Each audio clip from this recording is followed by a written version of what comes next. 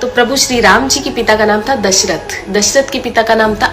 अज के पिता का नाम था नाभाग, नाभाग के पिता का नाम था ययाति, ययाति के पिता का नाम था नहुष, नहुष के पिता का नाम था अम्बऋषि, अम्बऋषि के पिता का नाम था प्रशुश्रुक, प्रशुश्रुक के पिता का नाम था मरु, तो मरु के पिता का नाम था शिग्रक, शिग्रक के पिता का नाम था अग्निवर्ण, अग्निवर्ण के पिता का नाम था सुदर्शन, सुदर्शन के पिता का नाम था शंखण, शंखण के पिता का नाम था प्रवड्ड, प्रवड्ड के पिता का नाम था अंशुमन, अंशुमन के पिता का नाम था दिलीप,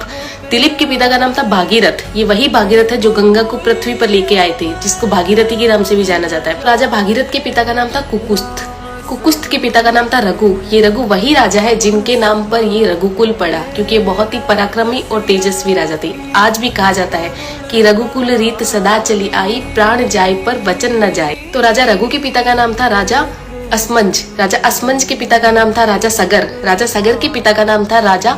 असित, राजा असित के पिता का नाम था राजा भरत, राजा भरत के पिता का नाम था ध्रुव संधि, राजा ध्रुव संधि के पिता का नाम था राजा सुसंधि, राजा सुसंधि के पिता का नाम था राजा मानधाता, मानधाता के पिता का नाम था युवानाश्री, युवानाश्री के पिता का नाम था दुंदुमार, दुंदुमार के पिता का नाम था त्रिशंकु, राजा त्रिशंकु के पिता का नाम था राजा पृथु, राजा पृथु के पिता का नाम था अंडरण्य, अंडरण्य के पिता का नाम था राजा बाण, राजा बाण के पिता का नाम था विवस्वान, राजा विवस्वान के पिता का नाम था राजा मनु, राजा मनु के पिता का नाम था